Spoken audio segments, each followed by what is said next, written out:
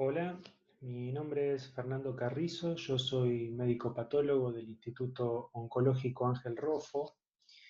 Les voy a dar la clase de patología de partes blandas que representa un grupo de entidades bastante infrecuentes, pero que nos puede servir como inicio para señalar también un montón de nociones básicas que se pueden aplicar a lo largo de toda la cursada.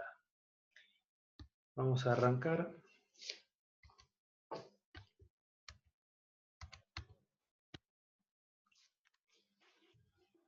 Entonces, en partes blandas tenemos distintos tipos de tejidos.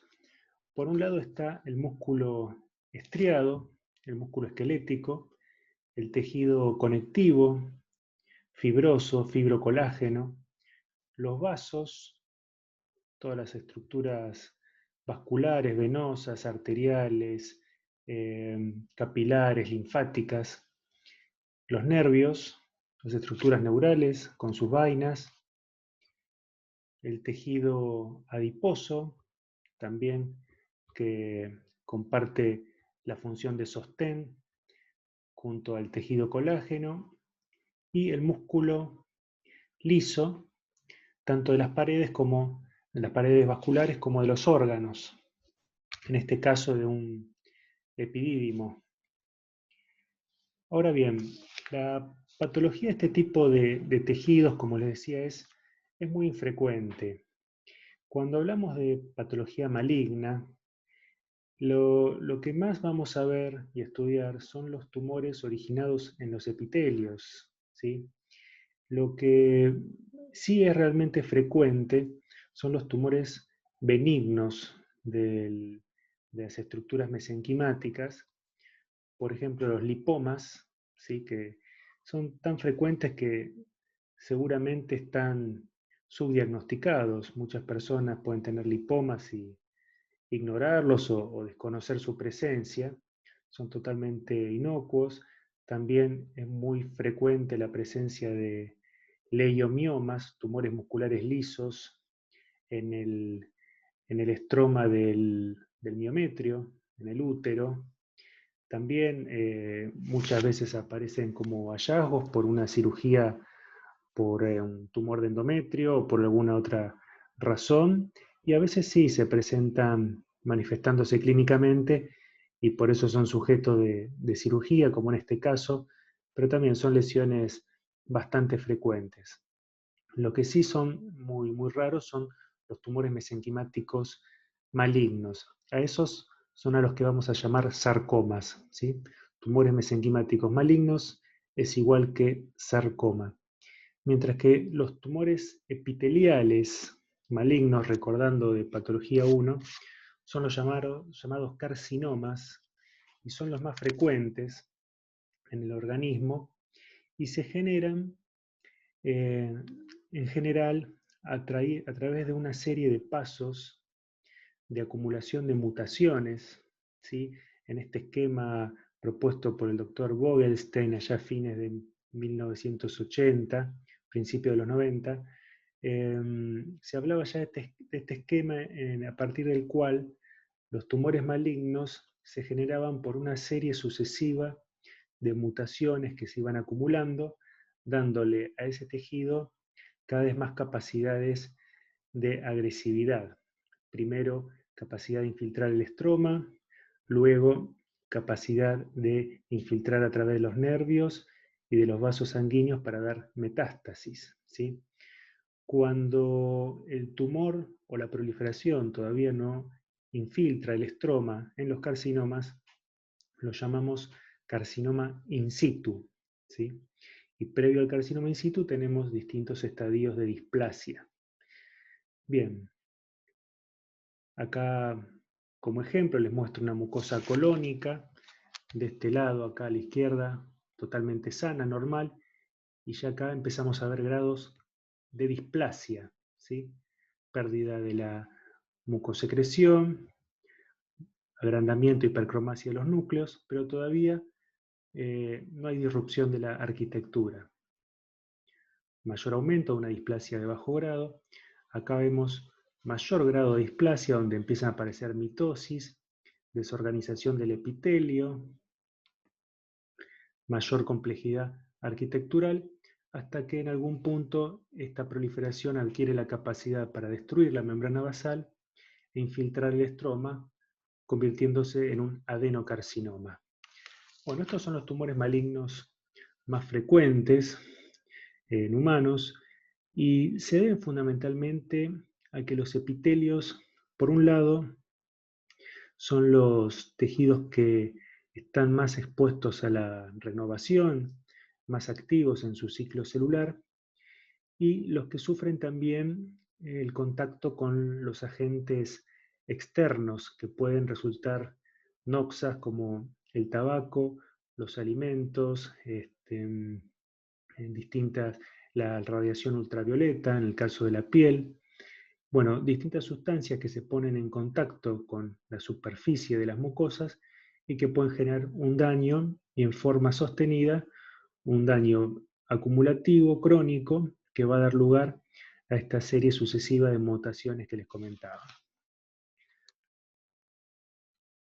Entonces vemos en esta tabla del Instituto Nacional del Cáncer cuáles son los tumores malignos más frecuentes. Fíjense, lideran la mama, el pulmón y el colon recto, fundamentalmente. Y si nos fijamos, acá los sarcomas no aparecen. No aparecen pues realmente son sumamente infrecuentes. Son tan raros que se los menciona como un grupo, cuando en realidad son eh, una serie de tumores sumamente heterogéneos, un conjunto de enfermedades que mucho no tiene que ver uno con otra, solo los une el hecho de diferenciarse a partir del tejido mesenquimático, lo cual plantea un problema a la hora de clasificarlos. Yo uso esta figura que aparece en un texto de Borges, donde con ironía habla de una clasificación de animales que claramente es absurda, pero de algún modo uno se puede plantear cuál es el objetivo de cualquier clasificación que uno está viendo. Siempre está orientada en un sentido, ¿sí? Por ejemplo, los cirujanos van a querer una clasificación de aquellos tumores que sean susceptibles de cirugía y les va a importar poco, por ejemplo, los linfomas o las leucemias, que son territorio de la quimioterapia. Por otro lado, los pediatras querrán saber cuáles son los tumores que aparecen en, en jóvenes y diferenciarlos de aquellos que son propios de los adultos. Un radioterapeuta querrá saber cuáles son los tumores radiosensibles y armar una clasificación en ese sentido. Un biólogo molecular querrá saber cuáles son los tumores que tienen mutaciones específicas y va a desestimar el resto porque no está dentro de su rango de trabajo. Entonces, teniendo eso en cuenta, podemos decir que hay muchas maneras de clasificar a los sarcomas. Los patólogos usamos en general las clasificaciones que proponen desde la Organización Mundial de la Salud estos fascículos, estos libros llamados Blue Books, que son catálogos de las distintas enfermedades, se van actualizando cada 5 años más o menos, o dependiendo el área, un poco más o menos. Este es del año 2013, acaba de salir uno nuevo acerca de tumores de hueso y partes blandas. Y uno ahí puede ir viendo cuáles son las novedades y cómo se los clasifica. Este cuadro en realidad está abreviado, está resumido, porque son muchos más los tumores que aparecen, pero para tener una idea seleccioné los más relevantes y son con los que vamos a trabajar. Desde ya no es mi interés que se aprendan todos estos tumores, pero quiero que vean la complejidad de este cuadro y vamos a ir desmenuzándolo para ver qué nociones se pueden sacar de acá. vemos por un lado que se los clasifica según un concepto histogenético, que fueron las primeras clasificaciones que aparecieron, no solo de sarcomas, sino de los distintos tipos de tumores, y que todavía se mantiene como la columna vertebral de estas clasificaciones, a pesar de lo cual se van complicando cada día más. Pero todavía hay un resabio histogenético en la estructura de la nomenclatura. Fíjense, por un lado tenemos tumores adipocíticos, los derivados de fibroblastos o miofibroblastos, vasculares, músculo liso, esquelético, y así. De modo que si tenemos un tumor maligno con atipía, como vemos acá, pleomorfismo y forma tejido adiposo, vamos a estar frente a un liposarcoma. Si estas células malignas, fusiformes, atípicas, se disponen en fascículos simulando músculo liso, vamos a estar frente a un leiomiosarcoma. Si la neoplasia configura osteoide tumoral, mineralizado, hueso mineralizado, formado por células malignas, estamos frente a un osteosarcoma, y si el tumor forma estructuras vasculares, frente a un angiosarcoma. Todo esto realmente parece muy sencillo. El problema surge cuando nos encontramos a tumores que no remedan ninguna estructura normal tisular. Acá vemos un sarcoma de Ewing que no tiene ninguna contrapartida celular normal. Esto es un sarcoma sinovial bifásico, que a pesar del nombre no deriva del sinoviotelio. Hay un montón de nombres asignados a enfermedades que ahora se sabe que no correlacionan bien con la realidad o con la célula de origen, pero bueno, se ha perpetuado su uso y se siguen llamando de este modo, por más que sea incorrecto, pero bueno, el sarcoma sinovial nada tiene que ver con el sinoviotelio y no hay contrapartida celular normal. Lo mismo para esto, que es un sarcoma epitelioide, que parece más un tejido como de granulación. Y aquí vemos un sarcoma alveolar, también un tumor sumamente infrecuente, pero para el cual no se puede encontrar una célula de origen normal en el organismo. Esto un poco derrumba la teoría histogenética, porque ya no podemos hablar de célula de origen en un grupo importante de tumores mesenquimáticos. Por eso se prefiere hablar ahora de líneas de diferenciación y fijarnos si el tumor tiene presente una línea de diferenciación o no. Si está presente, se puede decir que, por ejemplo, al formar grasa es un liposarcoma, y si no tiene ningún tipo de línea de diferenciación, entra en el grupo de tumores de diferenciación incierta. ¿Esto qué implica? Bueno, más que nada tiene un marco teórico en el cual podemos decir que un liposarcoma no necesariamente se origina de una célula adiposa, un adipocito que se malignizó, sino de una célula mesenquimática que en su proceso de malignización adquirió la capacidad de diferenciarse hacia la línea adipocítica, ¿sí? Por ejemplo, los tumores musculoesqueléticos, los rhabdomiosarcomas, vemos que a veces se presentan en fosas nasales, un lugar donde realmente no hay mucho músculo estriado, y uno dice, ¿qué tiene que hacer un tumor maligno del músculo estriado en la fosa nasal? Y bueno, es que probablemente no se haya originado de una célula muscular estriada normal que se malignizó, sino de un stem cell o una célula que al malignizarse adquirió capacidad de diferenciación rhabdomioblástica. Bien, pero la verdad que lo que más nos interesa no es tanto saber de dónde se originaron los tumores, lo cual es interesante y podría dar algunas pautas luego para no solo su diagnóstico, sino tratamiento fundamentalmente. Pero hoy por hoy lo que más nos importa tanto a los médicos tratantes como a los pacientes, por supuesto, es el comportamiento de la lesión que presentan.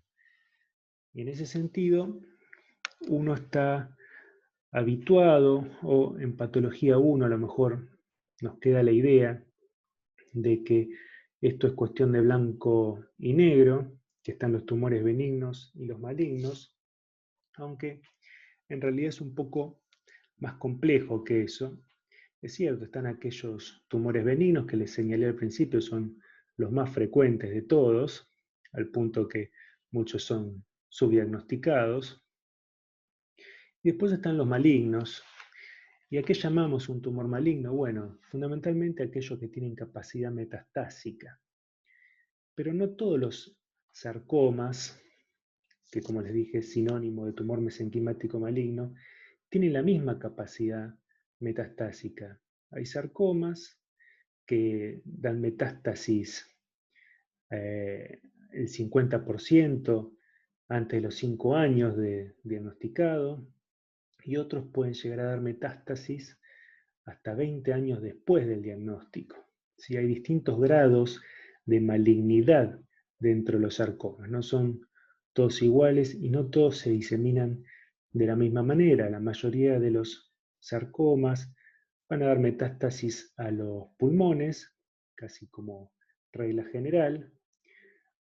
Es muy raro que den metástasis a los ganglios, como sí hacen casi siempre los carcinomas. Es una gran diferencia con las neoplasias epiteliales, que los sarcomas rara vez se diseminan a los ganglios linfáticos, pero hay algunos que sí lo pueden hacer. Justamente el rabdomiosarcoma que les mencionaba en fosa nasal suele dar metástasis a los ganglios cervicales, los sinoviosarcomas, los sarcomas sinoviales también, el sarcoma epitelioide, que le he mostrado un ejemplo, también puede dar metástasis ganglionares, pero en general es un evento raro. Hay otros liposarcomas que, llamados mixoides, luego les voy a mostrar un ejemplo, que suele dar metástasis a otros sitios de partes blandas, por ejemplo, un tumor de muslo que puede dar una metástasis al retroperitoneo. Es decir, son realmente un grupo muy heterogéneo en su comportamiento. Y no solo eso, sino que después tenemos categorías que no son ni benignas ni malignas. Por ejemplo, los localmente agresivos, que son tumores que no tienen capacidad metastásica. El ejemplo clásico de este grupo es la fibromatosis agresiva. No va a diseminarse sistémicamente, pero tienen una gran tendencia a la recidiva. Por eso son tumores de manejo complejo, porque por más que se operen y se haga radioterapia, incluso con márgenes adecuados, tienden a presentar recidivas. Y después hay otro grupo de categoría intermedia que son aquellos llamados raramente metastatizantes, que no solo también van a tener alguna tendencia a la recidiva local, sino que son tumores que pueden llegar a dar metástasis en forma infrecuente y en general lo hacen muchos años después del diagnóstico inicial. Esas metástasis en general son de manejo más sencillo que la de los sarcomas, en el sentido que suele ser una metástasis única, susceptible de tratamiento quirúrgico, y no es un paciente con diseminación a nivel pulmonar con nódulos múltiples bilaterales.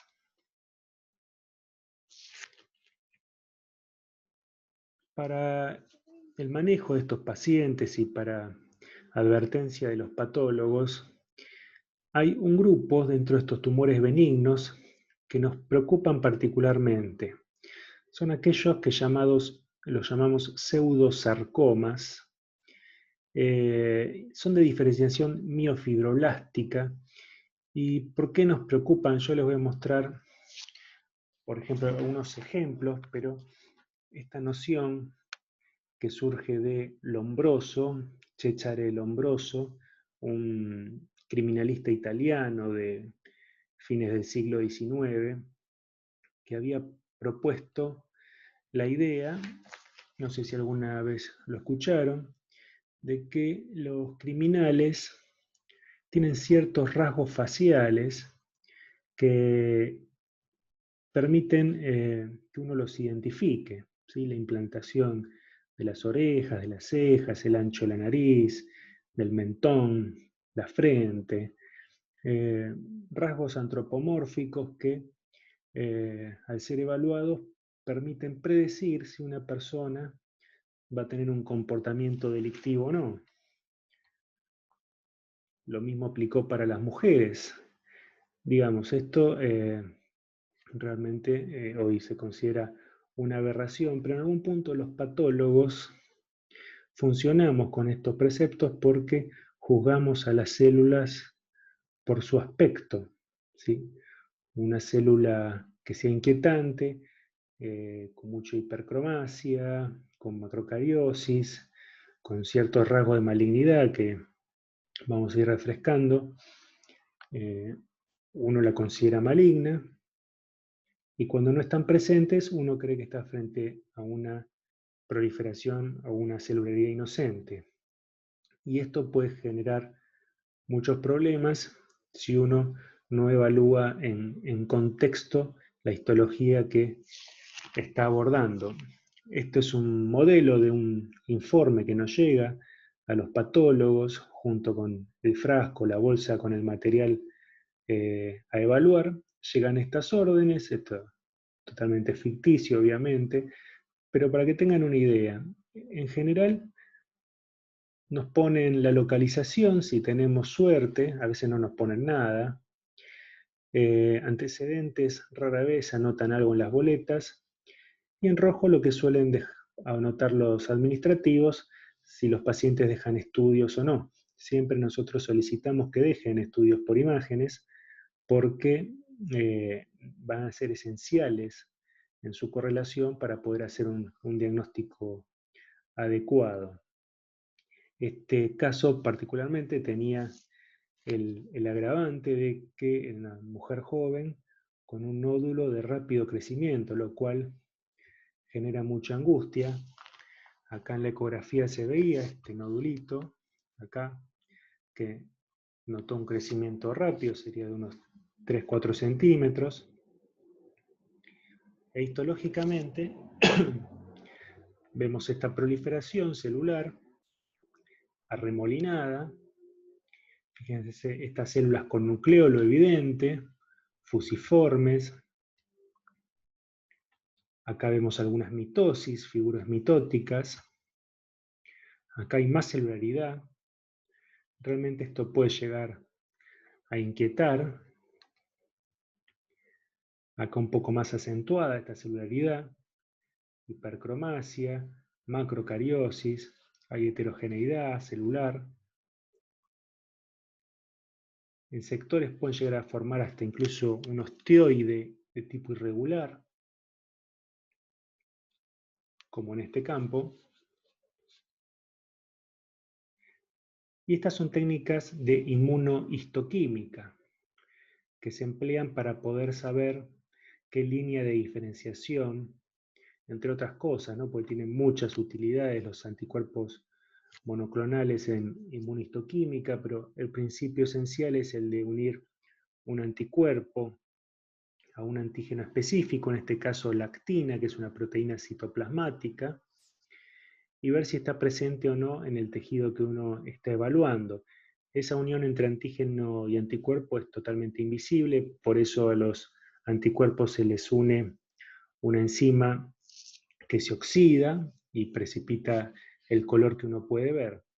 En este caso, como está presente la actina, el anticuerpo se une y la enzima al oxidarse permite ver esta coloración. Este es otro anticuerpo utilizado en el mismo tejido para CAL-Desmond, que me permite confirmar que hay una diferenciación muscular lisa. La proliferación es negativa, pero vemos estas células positivas para CAL-Desmond, que son las paredes musculares lisas de estos vasos, ¿sí? Cuando vemos esto, los patólogos decimos que tenemos un control interno positivo, lo cual nos dice que la técnica está bien hecha, que el anticuerpo está funcionando bien y la proliferación es negativa. ¿Qué obtengo con esto? Bueno, la idea de que esta es una proliferación de tipo miofibroblástica y que estoy frente a una fascitis nodular. El problema de las fascitis nodulares es que si no hago un estudio morfológico e inmunohistoquímico juicioso, yo puedo llegar a la conclusión de que estoy frente a un sarcoma, ante un tumor maligno, por la presencia de algunas atipías celulares, por la presencia de mitosis y por la noción clínica de que el nódulo está creciendo rápidamente. Pero bueno, justamente esos son los rasgos que tienen estas lesiones, fascitis nodulares, que son procesos autorresolutivos. De hecho, si no se hubiese biopsiado, probablemente hubiese involucionado este nódulo, pero al ser resecados, uno ve toda la fase activa en donde están las mitosis y, y lo que me da la pauta de que esto no es un sarcoma es el perfil miofibrolástico fundamentalmente. Al tener actina lisa presente, que es algo común no solo a los miofibroblastos, sino a las células musculares lisas, y el caldesmón negativo, lo cual me descarta que sea una diferenciación muscular lisa completa, y me da la pauta de que esto es miofibrolástico.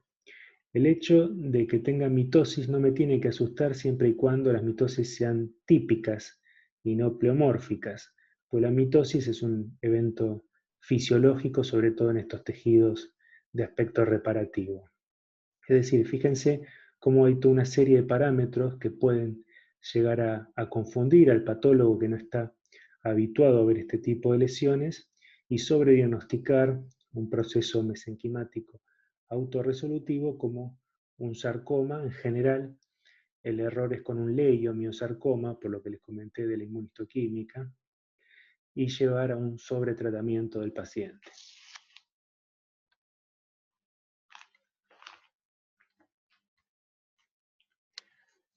Vamos a ver qué pasa con la clasificación de tipo molecular. Hay algunos sarcomas que tienen un cariotipo complejo. En realidad esto también es a nivel teórico. Hay estudios que, en lugares donde se hacen los estudios cromosómicos, pero eh, hoy en día la verdad que es muy raro que se hagan cariotipos de los sarcomas, pero si uno los hiciese, vería que hay sarcomas que tienen estos cariotipos complejos, donde ustedes ven que hay cromosomas, donde en vez de estar el par, vemos que hay tres cromosomas, tres copias del cromosoma. Algunas de esas copias tienen deleciones, a otras les sobran pedazos de cromosoma. Es decir, es realmente un núcleo con un cariotipo muy atípico.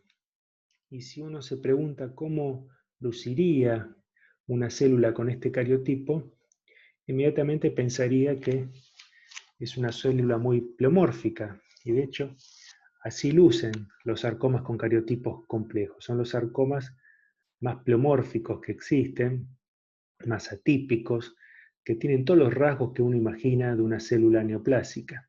Lo que estoy señalando acá es una mitosis tripolar, francamente atípica. De hecho, este pleomorfismo nace en fallas en la división mitótica. En vez de segregarse en forma pareja las cromátides hermanas, algunas son arrastradas hacia la célula hija en vez de dividirse normalmente, lo que va generando la aberración resultante en las dos células generadas por la mitosis. Generalmente hay previamente una mutación en P53, lo cual permite que estas células no vayan a apoptosis y sobrevivan a pesar de esta aberración mitótica. Como resultado vamos a tener estas lesiones francamente pleomórficas. Acá a menor aumento, perdón, más panorámico, vemos que también suelen asociarse a mucha necrosis, ¿sí? Y tienen todos los rasgos que uno espera de un tumor maligno. Macroscópicamente nos sorprende tampoco que sean tumores muy de aspecto friable, necrótico, con hemorragias, ¿sí? Bordes lobulados. Eso es algo importante a destacar, macroscópicamente, por más agresivo que sea el sarcoma, en general no tienen bordes espiculados como lo tienen los carcinomas. Los bordes, siendo honestos, no son irregulares como se suele decir de los tumores malignos, porque eso generalmente es un criterio que se utiliza en los tumores malignos más frecuentes, que son los carcinomas. En cambio, en los sarcomas, por más agresivo que sea el tumor, en general uno puede delimitarlo muy bien en sus contornos. ¿Y cuáles son los sarcomas que tienen cariotipos complejos? Bueno, todos los que tienen un componente en general pleomórfico, ¿sí? Y de alto grado. Pueden aparecer dentro de las distintas líneas de diferenciación. Y luego hay otro tipo de sarcomas que tienen alteraciones específicas. Fíjense, este cariotipo no es tan atípico como el anterior, sino que hay simplemente una sutileza. Hay un cromosoma del par 11 que tiene un extremo un poco más largo que el otro, mientras que en el par 22 ocurre lo contrario, hay un cromosoma que es más corto. Esto se debe a que hubo una traslocación, se fragmentó el cromosoma 22 y ese pedazo fue a fusionarse con una copia del cromosoma 11, una traslocación específica, ¿sí? ¿Qué ocurre cuando se generan estas traslocaciones? Bueno, los genes, quedan genes involucrados en esos extremos, en esas uniones, dando lugar a un producto quimérico. Lo que suele ocurrir es que un promotor se une a la zona de transcripción de otro gen que en general estaba silenciado y de este modo empieza a expresarse o a sobreexpresarse con un producto quimérico que no estaba naturalmente expresado en esa célula. Esos productos quiméricos en general afectan las vías del ciclo celular o la remodelación de la cromatina, permitiendo que se expresen sectores que estaban silenciados, también en general estos sectores asociados al ciclo celular. Es decir, que estos eventos únicos suelen ser suficientes para la generación del sarcoma. Un concepto importante con los sarcomas es que no existe la idea del sarcoma in situ, como sí hay de carcinoma in situ. Por un lado, porque no hay membrana basal que destruir, ya que el tumor se origina en el estroma. Y por otro lado, no hay un acúmulo de mutaciones que va llevando a un grado creciente de agresividad, sino que un sarcoma tiene capacidad metastásica desde la primera célula, ¿sí? Y en general son eventos asociados a traslocaciones específicas.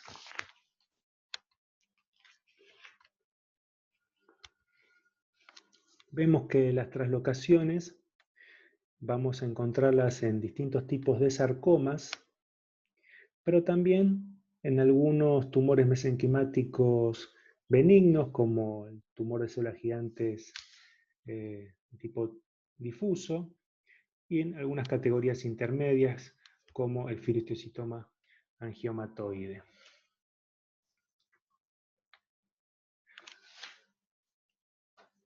Si bien pueden aparecer, como les decía, en sarcomas o en tumores de agresividad intermedia, incluso benignos, hay algo que tienen en común los tumores asociados a traslocaciones, y es que todas las células de esa proliferación van a ser parecidas entre sí. Va a haber monomorfismo celular. Y como les decía acá, no es como en los cariotipos complejos donde el problema estaba en la mitosis. Por eso estos tumores no van a tener mitosis atípicas.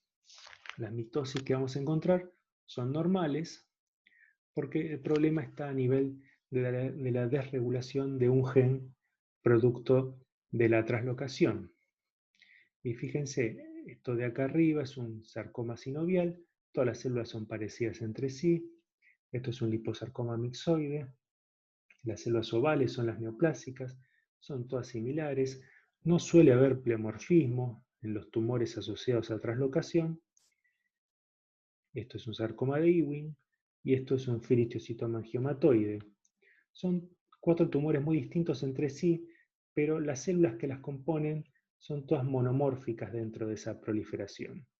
¿Sí? Esto no implica de ningún modo una mejor conducta o un potencial biológico menos agresivo, sino por el contrario, un sarcoma de Ewing, por más monomorfismo que muestre, realmente es un tumor muy agresivo. Simplemente me está hablando del mecanismo molecular que subyace a esta neoplasia. ¿Y cómo podemos evaluar estas translocaciones? Bueno, el método más útil es lo que denominamos como FISH, que significa hibridización in situ con fluorescencia. En este esquema tenemos al gen EWS del sarcoma de Ewing, ¿sí? Que está en el cromosoma 22. Entonces, si yo quiero saber si este gen está intacto o si está traslocado, puedo diseñar sondas que se van a pegar a los extremos de este gen, al extremo 5' y 3'. Estas ondas las diseño para que la de un extremo tenga un color verde y la del otro un color rojo, así las puedo diferenciar. Y en condiciones normales, como el gen es relativamente corto, voy a ver las dos señales muy pegadas. Y voy a ver dos señales porque tengo dos copias del gen EWS en cada una de mis células, la copia paterna y la copia materna. Cuando hay una translocación, es decir, cuando hay una ruptura del gen por la mitad y ese extremo que se rompió va a parar a otro cromosoma, lo que voy a ver es una separación de esas ondas, dando lugar a la confirmación de que hay una translocación.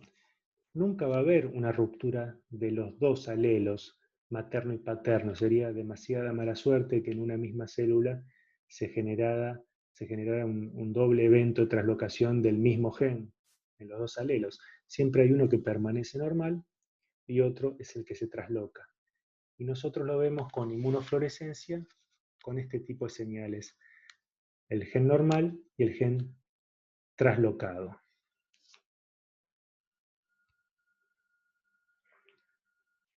En el sarcoma de Ewing hay una translocación que es la más frecuente, que es entre el gen EWS que les mostré, que se pega con el gen FLI1, ¿sí? El cromosoma 11. Bien, aunque en un 5% de sarcomas de Ewing vemos que esta translocación no se da, sino que se da un variante con otros genes parecidos al FLI1, y a veces incluso vemos que ni siquiera está el gen EWS involucrado, sino este gen FUS o alguno de estos otros que son similares, dando lugar a una neoplasia de características parecidas al sarcoma de Ewing, ¿sí? De hecho, estos últimos dos ahora ya se los considera sarcomas tipo Ewing, pero que no responden al tratamiento del mismo modo. Por otro lado, así como hay sarcomas de Ewing que no tienen traslocado el gen EWS del Ewing, vemos que hay otras neoplasias que no son sarcomas de Ewing, pero tienen traslocado el gen EWS, ¿sí? Acá les pongo una lista, y de hecho, como curiosidad, vemos que algunos ni siquiera son tumores mesenquimáticos, como acá la leucemia, este tipo de leucemia aguda.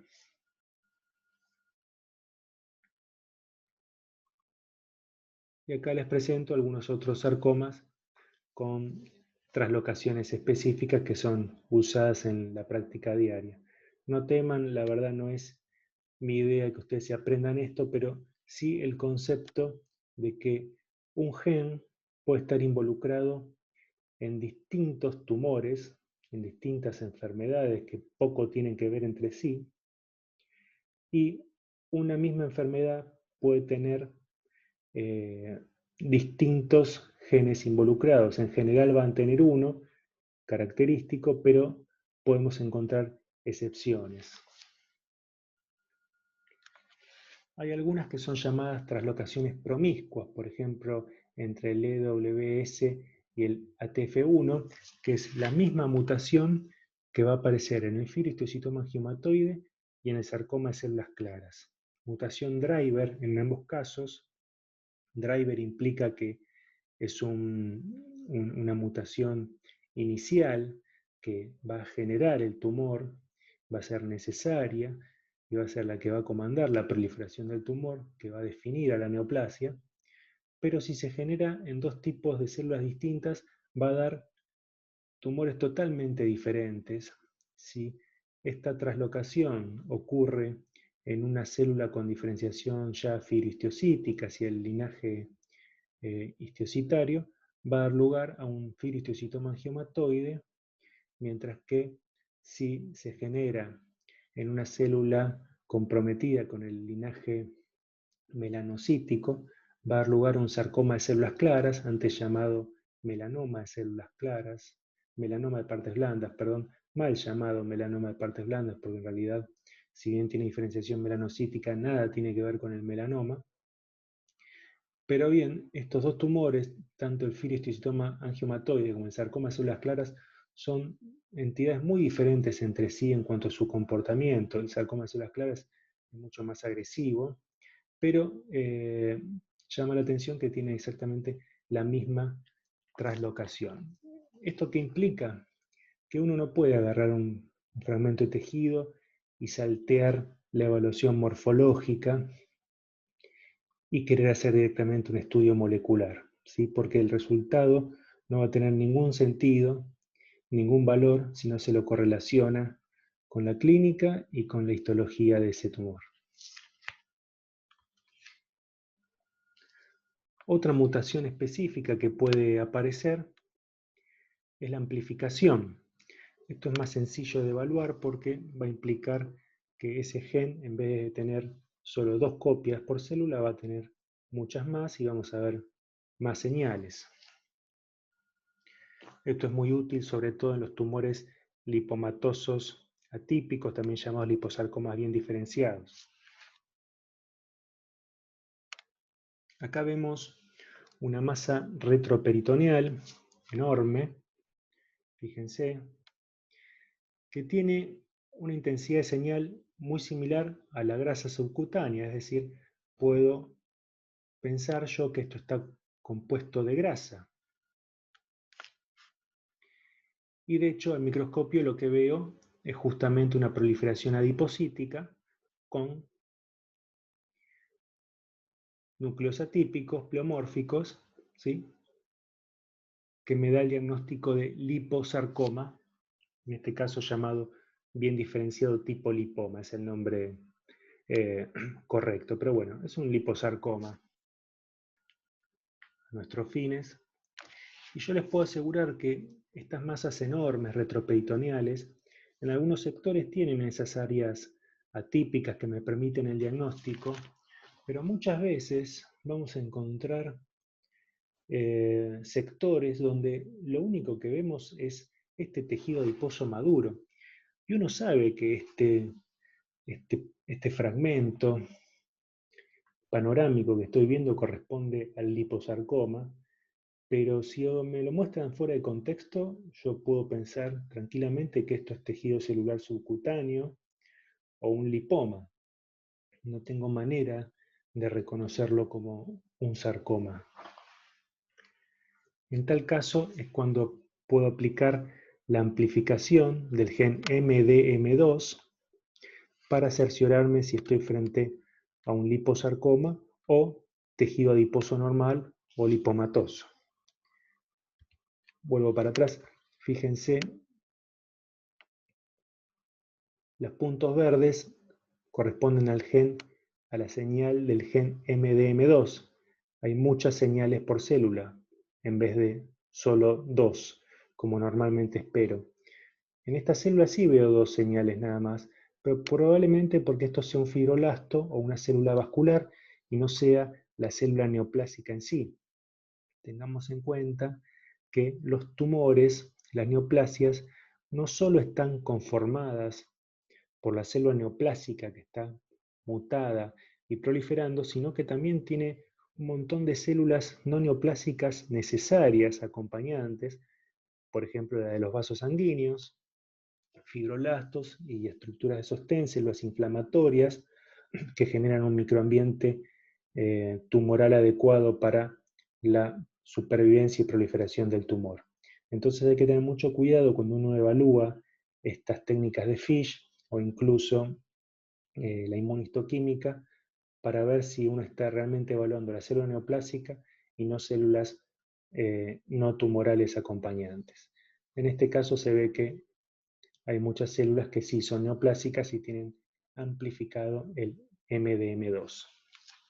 Esto, como les decía, es diagnóstico en este contexto de liposarcoma bien diferenciado.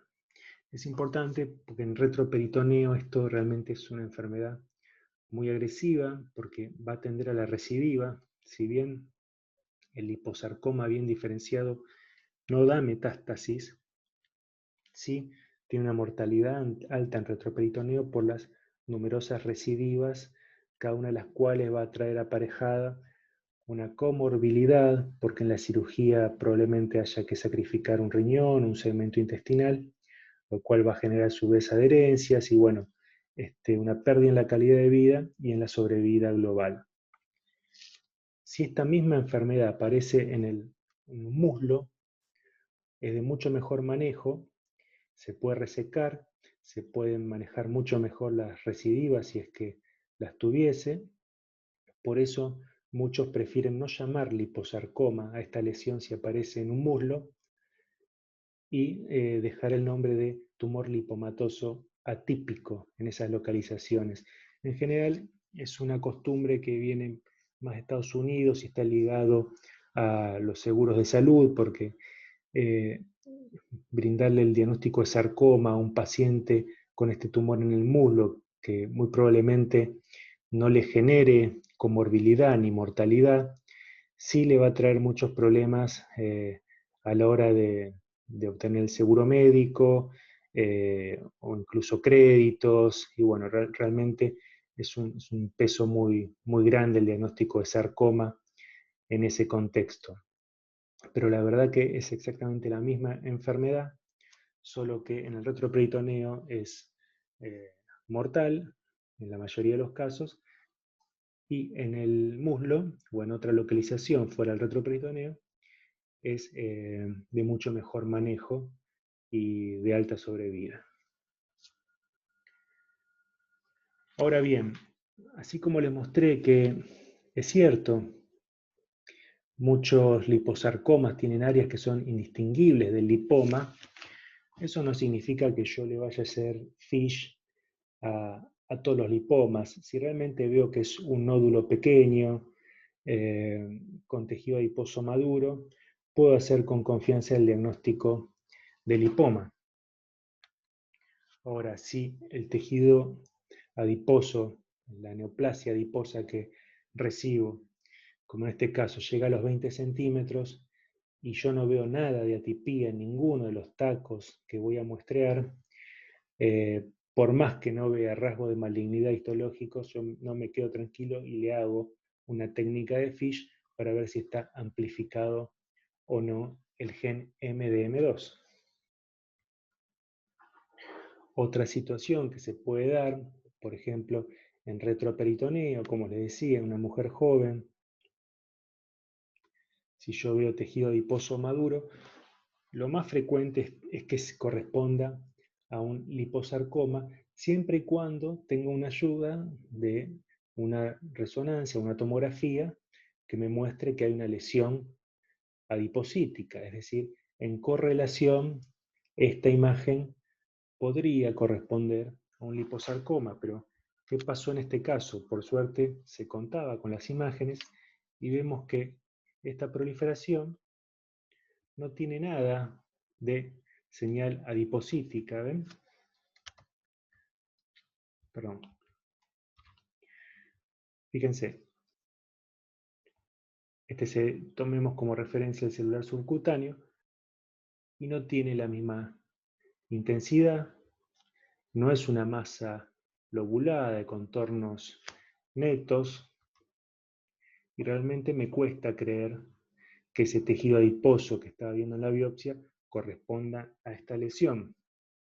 Se le hace MDM2 y se ve que ese tejido adiposo no tiene amplificado el gen, por lo tanto se concluye que la muestra fue inadecuada, que hubo un error de muestreo, que no se llegó con la TrueCut, que es la herramienta que se utiliza para obtener biopsias en el retroperitoneo y en muchos otros lugares,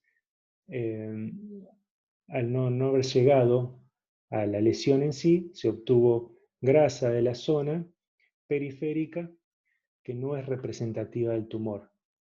Pero fíjense cómo no tener una correlación adecuada podría haber llevado a un diagnóstico incorrecto de liposarcoma retroperitoneal si uno no hubiese visto que las imágenes de ningún modo podían corresponder a un liposarcoma. De hecho, este caso terminó siendo biopsiado nuevamente, correspondiendo a un linfoma que tiene un tratamiento totalmente distinto. De hecho, la cirugía no está indicada, es de tipo quimioterápico, mientras que un liposarcoma retroperitoneal, como les decía, requiere una cirugía muy importante.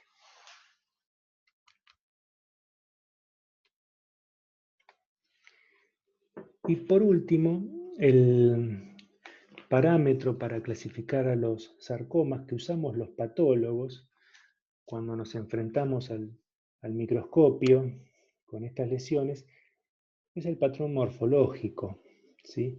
Que podemos hablar de 4 patrones principales: el patrón pleomórfico, el fuso celular, el redondo celular y el mixoide. Vamos a ver los desafíos que ofrecen cada uno de estos patrones para que tengan una idea. Fíjense, acá está lo que les decía: pleomórfico, mixoide, redondo celular y fuso celular. Cada una de estas imágenes al patólogo le genera o le abre toda una gama de diagnósticos diferenciales que va a tener que realizar porque no por una cuestión académica, sino por una cuestión terapéutica, por el impacto que va a tener en el paciente, decidir si un tumor pleomórfico corresponde realmente a un sarcoma o tranquilamente puede ser un carcinoma, un melanoma, un linfoma con morfología pleomórfica, un tumor germinal. Ya vamos a ir viendo a lo largo de la cursada estas distintas estirpes, pero cada uno de estos tumores que mencioné tienen tratamientos, evolución, pronóstico totalmente distintos, por eso es muy importante el diagnóstico preciso.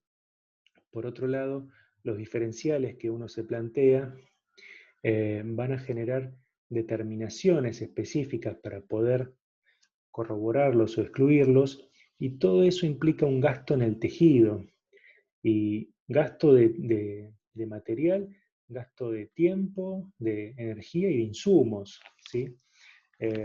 Entonces hay que ser muy, muy juicioso cuando uno evalúa un tumor y saber cuál es la manera óptima de utilizar el tejido que obtuvo del paciente. Les comenté que los sarcomas pleomórficos en general son aquellos asociados a traslocaciones, perdón, a cariotipos complejos, ¿sí? Los cariotipos complejos que tienen alteraciones en la función mitótica va a dar lugar a estas figuras nucleares aberrantes, pleomórficas, con mucha necrosis. Esto se suele ver en pacientes mayores. en distintas estirpes.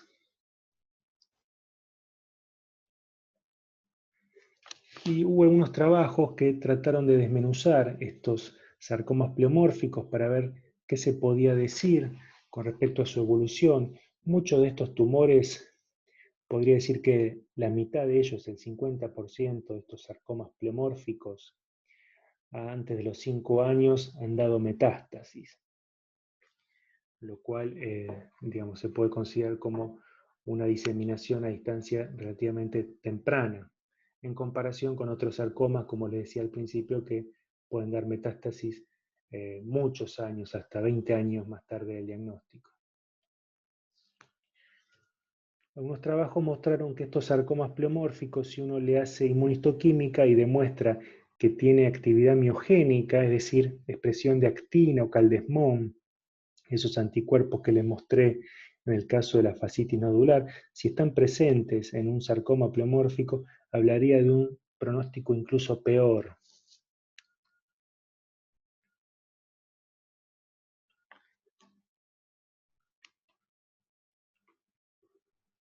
Y en otros casos, cuando vemos, por ejemplo, en este tumor retroperitoneal de aspecto adipocítico, que al cortarlo presenta estas áreas blanquecinas, fíjense, es una masa enorme, que tiene sectores donde claramente deja de mostrar diferenciación grasa y tenemos unos lóbulos de tejido blanquecino carnoso que microscópicamente se condicen con este cambio abrupto entre tejido adiposo con atipía, es decir, un liposarcoma bien diferenciado que abruptamente se convierte en un sarcoma de alto grado. Acá estamos frente a un proceso de desdiferenciación, un sarcoma pleomorfo, pero que se origina de un liposarcoma de bajo grado. Les había dicho que los liposarcomas de bajo grado no dan metástasis, a no ser que se desdiferencien, como en este caso. Cuando se desdiferencian, ya se vuelven realmente más agresivos, es un fenómeno tiempo dependiente, por eso se da más frecuentemente en el retroperitoneo que en los miembros, porque en el retroperitoneo tarda mucho más en diagnosticarse, en dar síntomas, en hacerse notable la lesión.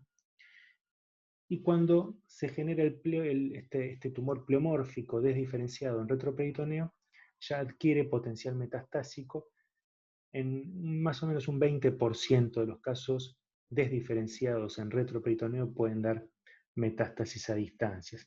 Aunque lo cierto es que es importante eh, identificarlos porque si bien es una mala noticia con respecto al comportamiento que iba a tener el liposarcoma bien diferenciado a secas, cuando uno lo compara con un sarcoma pleomórfico con diferenciación miogénica, tiene mucho mejor pronóstico en términos comparativos, ¿no?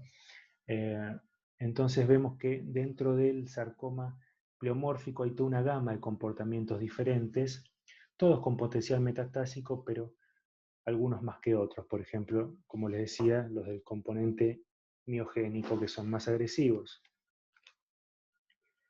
Veamos qué pasa con los patrones redondos celulares. Hay distintos tipos dentro de este grupo.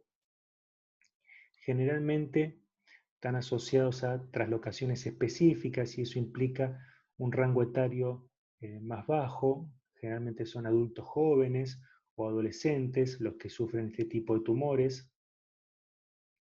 Acá vemos una placa radiográfica que parece normal, pero si uno se fija, acá la corteza de la tibia tendría que seguir esta línea, y acá vemos un engrosamiento. Esto se lo denomina catáfila en cebolla, ya lo veremos en la clase de hueso, y acá en la resonancia también vemos que está ocupado el hueso de la tibia con esta masa que se extiende a partes blandas, y de ahí viene la biopsia, en la que se ve el músculo estriado infiltrado por esta proliferación redondo celular. Fíjense, acá hay monomorfismo, como les comentaba anteriormente, todas las células son iguales unas a las otras, células redondos celulares con poco citoplasma, puro núcleo, expresión en membrana de un anticuerpo llamado CD99, de FLI1, recuerden el gen que estaba traslocado en el sarcoma de Ewing, y el gen EWS estudiado con esta técnica de Fish, vemos que está traslocado. Fíjense acá, el alelo normal, están las dos ondas unidas, y acá el gen roto traslocado con las sondas separadas, los extremos separados. ¿Sí? Acá en este extremo vemos lo mismo, acá unidas y acá separadas.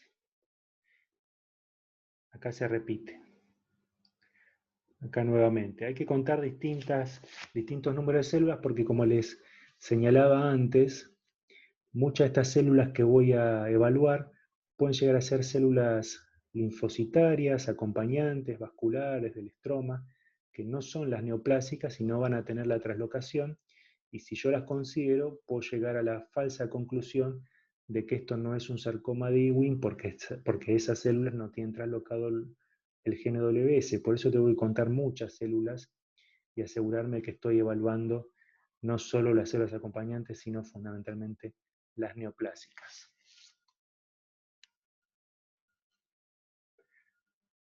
Un joven de 22 años en el muslo, un tumor también de aspecto lobulado, friable.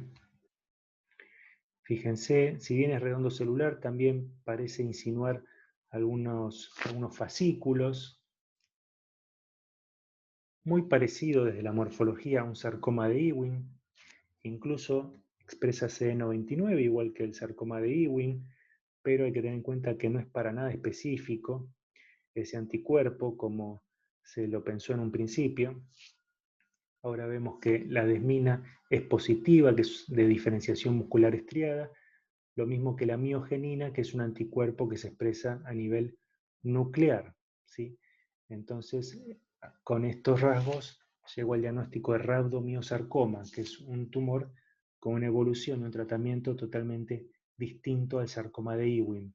Fíjense cómo acá la morfología realmente tiene limitaciones porque son muy parecidos y puedo definirlo con técnicas de inmunohistoquímica que me muestren la diferenciación muscular estriada definida.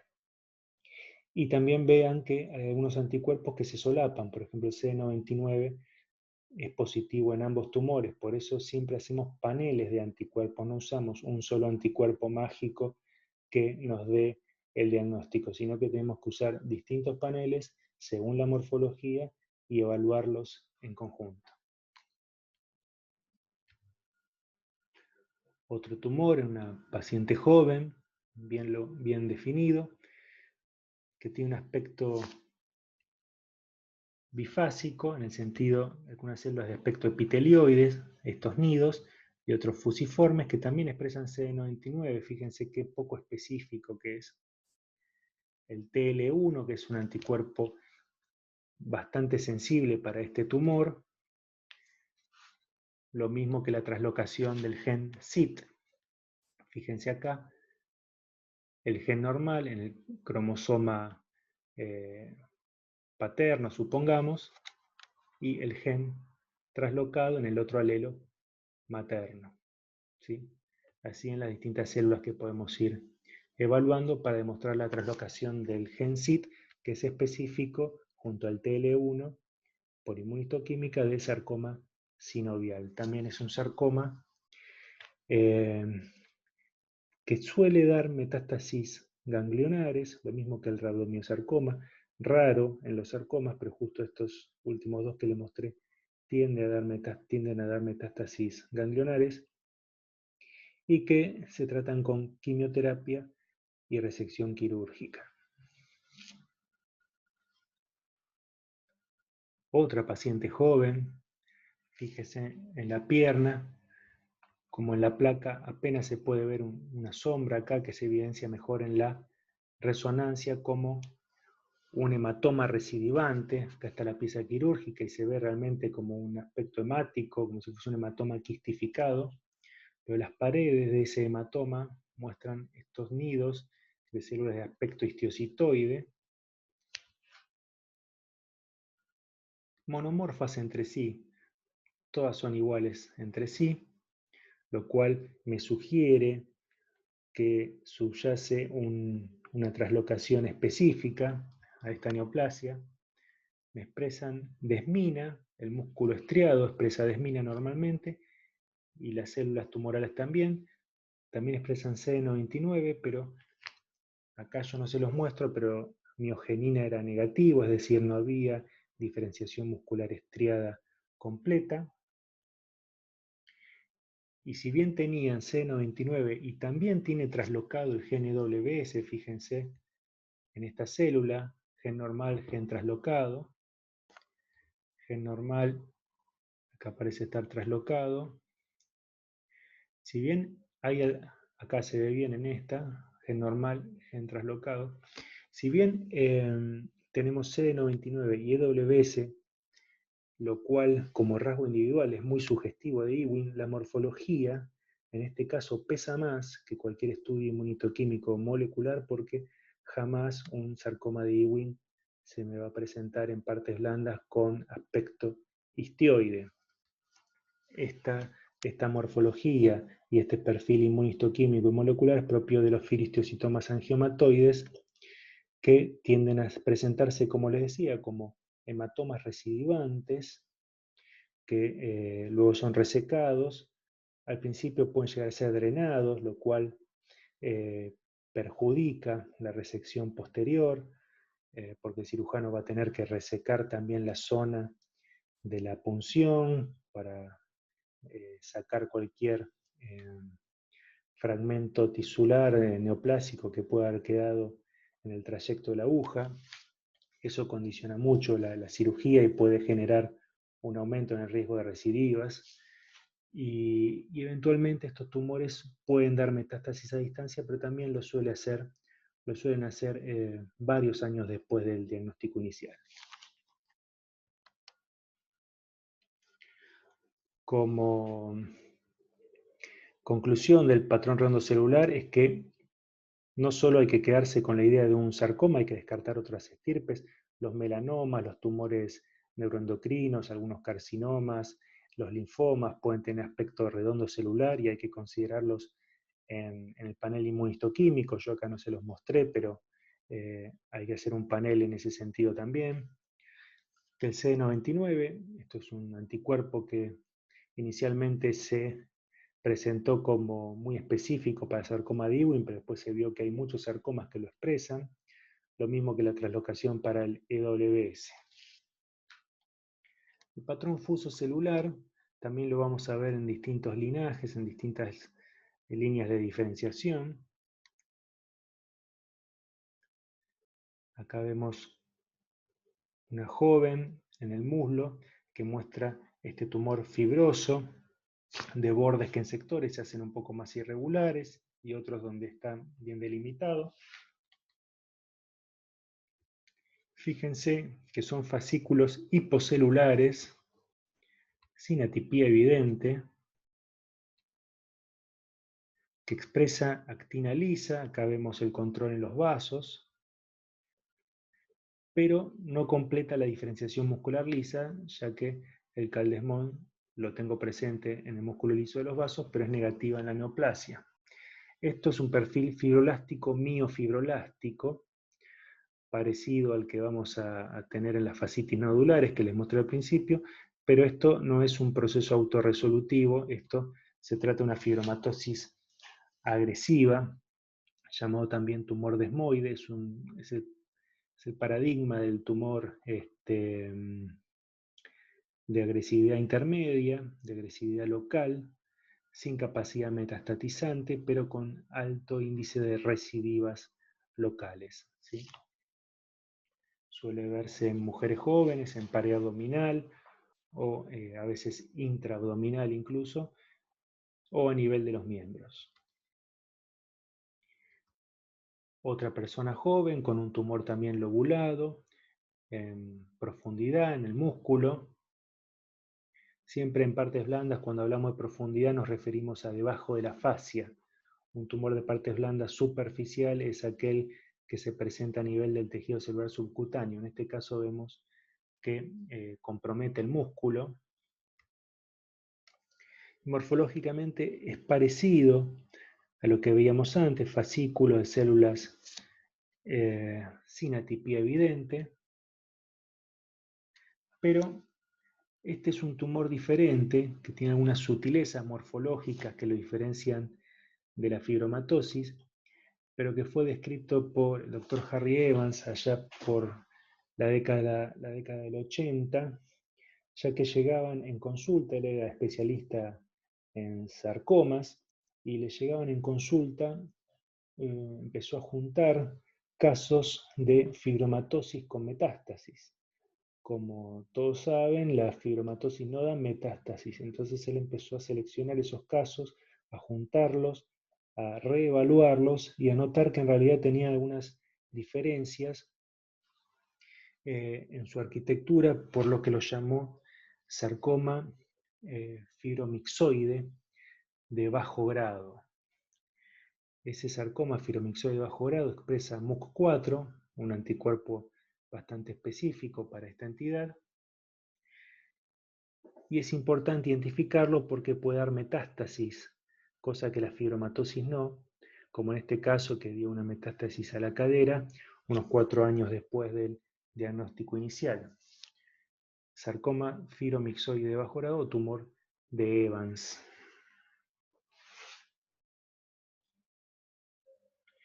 En muslo acá ya vemos un tumor que ya macroscópicamente tiene un aspecto más agresivo, más heterogéneo, más friable. Vemos que hay mayor celularidad, fascículos de células atípicas, ya es distinto a lo que veíamos viendo. El perfil inmunistoquímico es parecido en el sentido que expresa actina lisa, desmina, pero acá la diferenciación muscular lisa es completa por la presencia de CAL-desmón, lo cual me da el diagnóstico sumado a la atipia de leiomiosarcoma. ¿Sí? Este es un tumor no asociado a traslocación específica, sino más relacionado a los cariotipos complejos, con un alto índice de metástasis a los pocos años. ¿Sí? También influye mucho la localización, a nivel cutáneo tienen un comportamiento mucho más benévolo, pero bueno, en general cuando se da en partes blandas o en retroperitoneo son tumores agresivos. Una mujer joven, a 30 años, fíjense, ya había sufrido la amputación del quinto dedo, esta lesión ulcerada, que presenta una imagen poco definida realmente, asociada a esta ulceración, que correspondía a esta proliferación fusocelular con estas células también monomórficas, porque están asociadas a una traslocación específica, que expresan inmunistoquímicamente S100, HMB45, que son anticuerpos asociados a la línea melanocítica propia de los melanomas, que vamos a ver en la próxima clase, pero que nada tiene que ver con el melanoma. Por esto mismo se lo llamó melanoma de partes blandas, pero como les había señalado, no es un nombre adecuado porque tiene otra biología, otro comportamiento y otro tratamiento. Estos tumores están asociados a traslocación del gen EWS. Fíjense acá, usted ya a esta altura puede empezar a reconocer cuáles son las células con traslocación y cuáles no. Acá este gen está normal, este está traslocado. Y hoy se lo llama sarcoma de células claras de tendón y aponeurosis. En este caso nos ofrecen el antecedente de neurofibromatosis en una paciente joven. Fíjense, se trataba de una amputación que en este plano nos cuenta toda la historia evolutiva de esta lesión a nivel proximal, fíjense que es muy distinto a lo que vemos cerca del pie. Esto que vemos acá es un tumor de vaina nerviosa periférica benigno llamado neurofibroma plexiforme, que justamente plexiforme porque se constituye por estos lóbulos, ¿sí?, que van siguiendo el trayecto neural, pero que en algún punto empiezan a tener una progresión hacia un tumor más agresivo, cambia su aspecto, empieza a infiltrar los tejidos blandos adyacentes, llega hasta el celular subcutáneo, ulcera la piel y genera estas masas sumamente agresivas con infiltración incluso del hueso. Esta progresión se ve a nivel morfológico en estos sectores que son del neurofibroma plexiforme, sin atipía evidente, pero a medida que nos vamos en sentido distal, aumenta la celularidad, aumenta la atipía, hasta llegar a este punto en el que empezamos a hablar de un tumor maligno de vaina nerviosa periférica, asociado en el contexto de neurofibromatosis. La mitad más o menos de los tumores malignos de vaina nerviosa periférica, antes llamado schwannoma maligno, se dan en el contexto de neurofibromatosis. Ese 100 es positivo, es un marcador de estirpe neural, entre otros.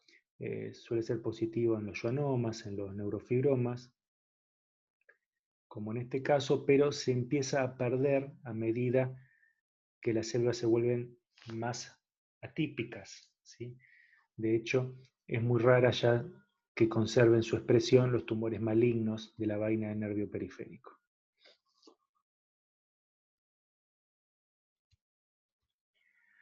Es importante entonces en los patrones fusocelulares descartar los carcinomas sarcomatoides, sobre todo cuando se da a nivel de un órgano, ¿sí? Yo estoy hablando acá todo de partes blandas y retroperitoneo, pero si una morfología de estas que estamos viendo se presenta, por ejemplo, en un pulmón, lo que hay que pensar es que estamos frente a un carcinoma sarcomatoide, que el carcinoma es el tumor más frecuente de pulmón, tumor maligno más frecuente de pulmón, con patrón sarcomatoide más que un sarcoma verdadero de víscera, porque son realmente infrecuentes. La actina lisa no es sinónimo de músculo liso, ya hemos visto que puede estar presente en los miofibroblastos, y la desmina puede estar presente en otros tumores como en el fibrohistiocytoma angiomatoide.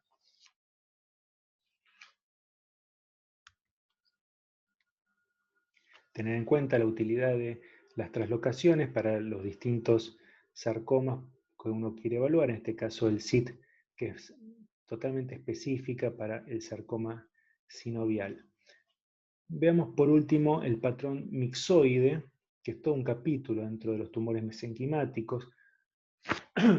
Esta mujer de 30 años en el muslo, se ve claramente ya desde la macroscopía que tiene un aspecto mixoide esta lesión, bordes lobulados, un aspecto relativamente inocente porque hay poca celularidad. En general las lesiones mixoides son hipocelulares porque para que sea mixoide tiene que haber un predominio del estroma por sobre la celularidad.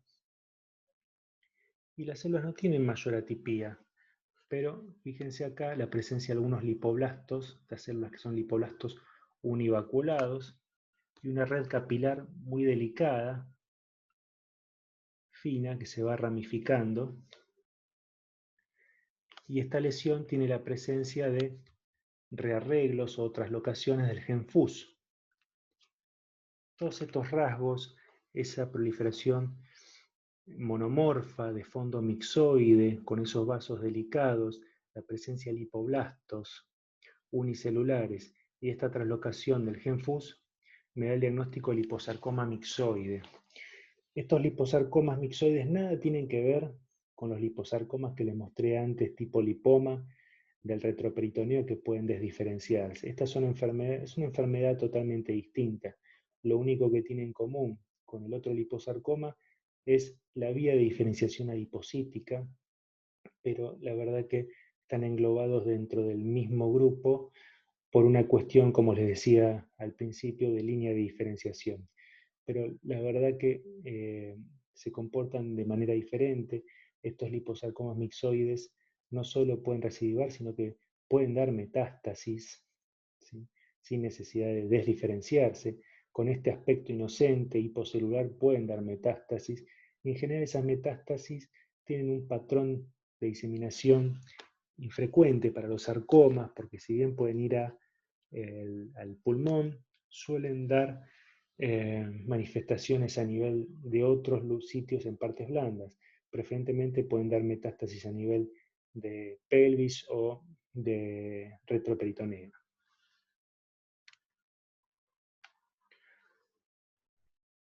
Otro paciente joven en el mulo, fíjense, una lesión claramente mixoide, hipocelular. Prácticamente no hay células acá. Tampoco veo lipoblastos unicelulares, tampoco veo un patrón vascular característico, ¿sí? Acá está en la adyacencia del músculo estriado, y es importante tener en cuenta estas sutiles características como la presencia de lipoblastos y sobre todo el patrón vascular en las lesiones mixoides para poder hacer los diagnósticos diferenciales. En este caso se trata de un mixoma, es un tumor absolutamente benigno que suele asociarse a la cercanía de las articulaciones, de ahí el nombre de mixoma yuxtaarticular en esos casos, pero es importante reconocerlo y no sobrediagnosticarlo como un sarcoma con patrón mixoide. Paciente ya de mayor edad, con un tumor, fíjense, que es predominantemente superficial, porque está arriba de la fascia, ¿sí?, en el tejido celular subcutáneo, pero de aspecto multinodular. Este nódulo sí tiene aspecto mixoide, los otros tienen aspecto más hemorrágico y sólido, y pequeños nódulos satélites de aspecto mixoide. Esta es la imagen característica de este tipo de neoplasia, que tiene ya mayor celularidad y mayor atipía fundamentalmente, lo que me diferencia del resto de los sarcomas mixoides, que si bien son tumores malignos, no tienen pleomorfismo en su celularidad, porque suelen estar asociados a traslocaciones específicas, pero este es un tumor más de adultos, superficial, asociados a un cariotipo complejo. Fíjense acá, ya nada que ver con las imágenes anteriores, estamos frente a un sarcoma más parecido al patrón pleomórfico con áreas mixoides, denominado mixofibrosarcoma. Estos tumores tienen bastante tendencia a la recidiva local por esa distribución polilobulada, y también a dar metástasis a distancia fundamentalmente a los pulmones.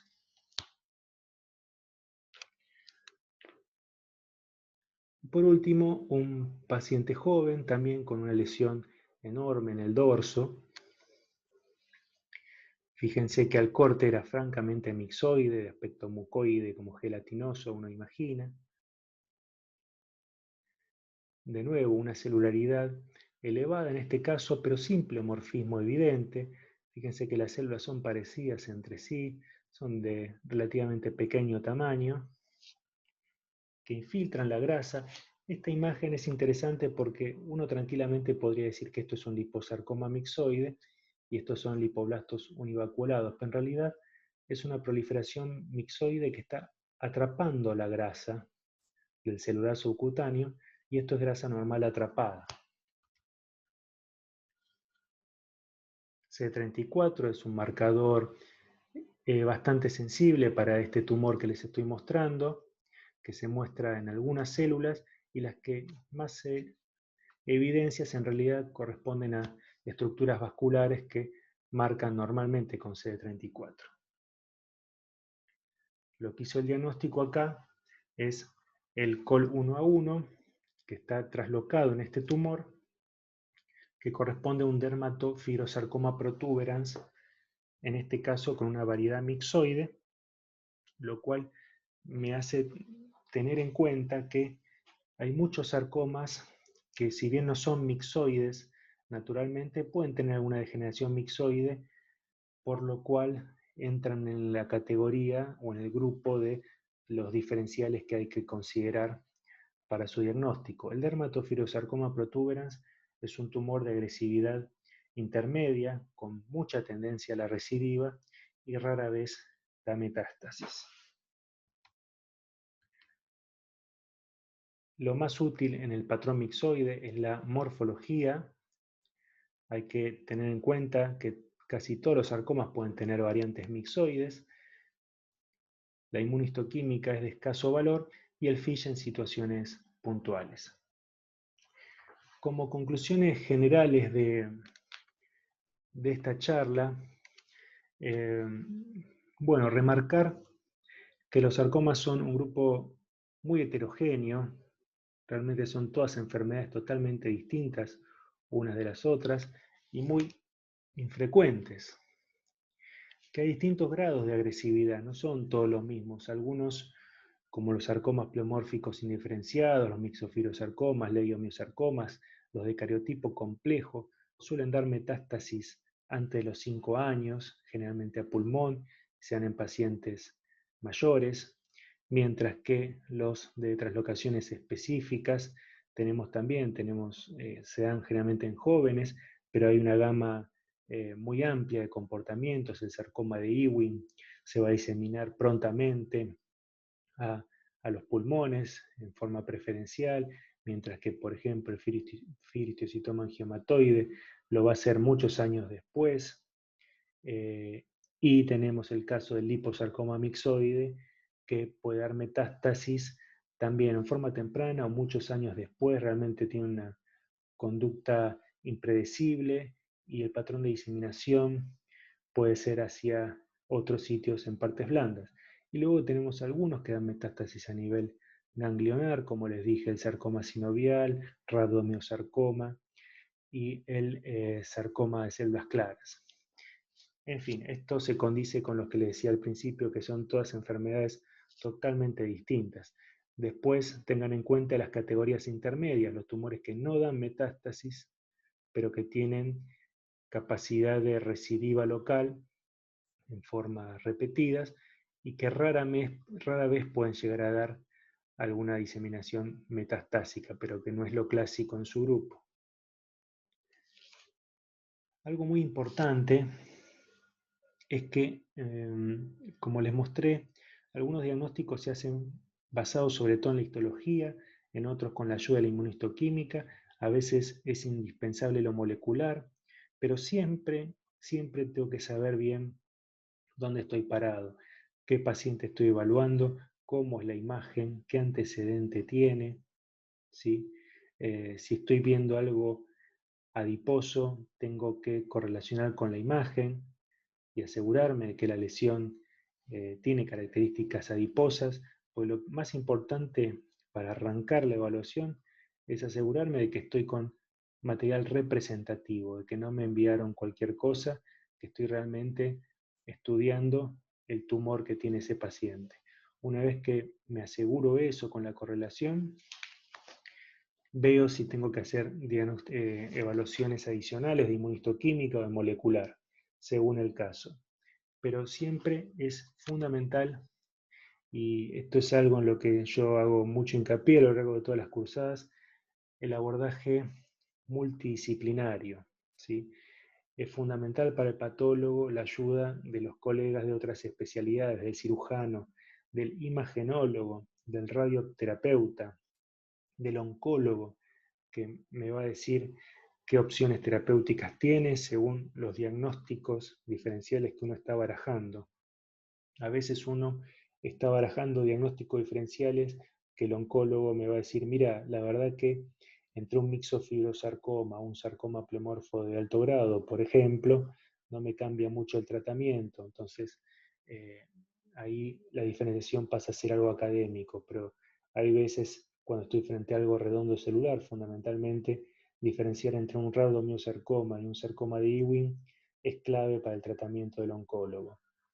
Lo mismo el cirujano le va a importar mucho el estado de los márgenes y al radioterapeuta le va a importar mucho que le pueda graduar el tipo de tumor, para saber si esa lesión es susceptible de radioterapia o no. Todo esto, el enfoque multidisciplinario al que hago referencia, se va a plasmar en los ateneos. Un ateneo es una reunión que se puede dar en una sala de reuniones o en donde sea, en un consultorio. Acá no entra en juego ninguna limitación de recursos, no hay ninguna excusa para no hacer un ateneo en una institución médica.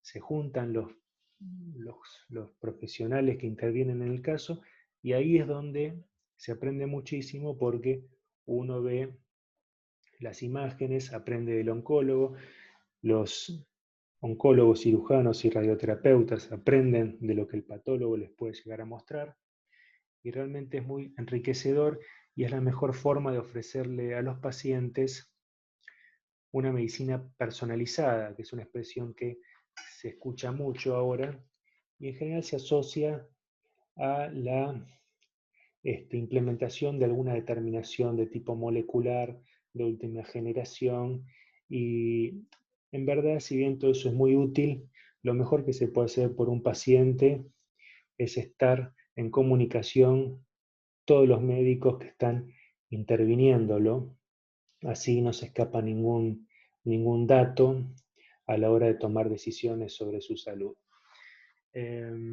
Bueno, de este modo yo termino esta primer clase. A ver, si tienen alguna duda, bueno, pueden consultarla a través del mail. Esta clase les va a quedar. Es extensa porque, bueno, esta forma de hacer docencia, de algún modo, modifica la manera en que damos los contenidos, porque obviamente si estamos en una clase de 40 minutos, sería suficiente para poder captar su atención, pero cuando uno se extiende, yo entiendo que nadie puede mantener la atención tanto tiempo en un tema tan arduo, pero ahora al tener la posibilidad de estar grabado todo el material, puede interrumpir, volver para atrás, continuar cuando estén más frescos y bueno, eventualmente vamos a estar de todos modos conectados o haciendo preguntas a través del foro o bueno, eventualmente en los prácticos que vamos a llevar a cabo. Así que bueno, estoy a su disposición por cualquier duda que surja y bueno, les dejo un saludo. Hasta luego.